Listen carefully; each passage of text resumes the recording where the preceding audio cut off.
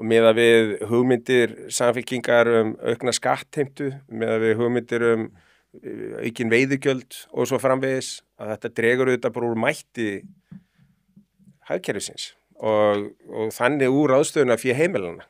Þannig að maður spyr sig hvað var það Samfylkinguna? Jú, nú komin aðili sem svo sannlega ekki Steingrímur J eða Jóhanna, sem ætlar að leiða ríkisstjórn væntanlega vinstri manna, sem Kristrún og hún menntaður hagfræðingur. Hún ekki jafn róttækt til vinstri og þau eru, þannig að það getur vel verið að hún svona fari betur með fé almennings, fé annara. Sko stjórnlyndir hagfræðingar eru stór hættulegir. Það eru þeir sem ætla að skipuleggja hagkerfið, ekki út frá reglum, heldur út frá geðþótta. Þeir ætla að velja fyrir hönd fólks, þeir ætla að taka sjálfsákvörðunarréttin af fyrirtækjum, af einstaklingum. Þannig að hagfræðingar geta sannarlega verið gjöreyðingavopn, en þeir geta líka verið mjög góðir. Og ég hef alltaf mjög mikla fyrirvara á vinstri sinniðum hagfræðingum, vegna þess að þeir geta valdið alveg ómældan skaða. Með því bara að ofmeta sjálfa sig. Þeir eru svo klárir, þeir eru svo upplýstir, þeir eiga bara stjórna. En það engin ein manneskja, hversu gáfu sem hún sem getur bara ein og sér stjórna.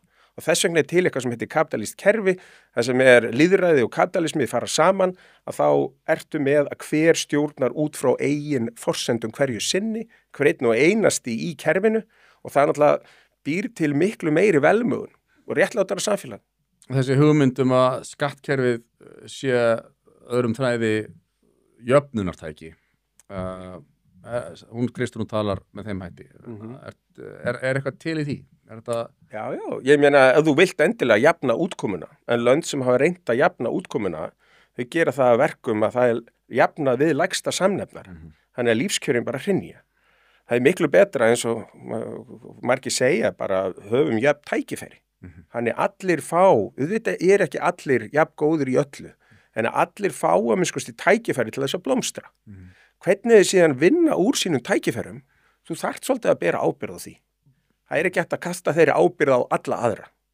Þannig að þess vegna hef ég ekki trú á jafnri útkomu, en ég hef trú á því að reyna að jafna tækifæri.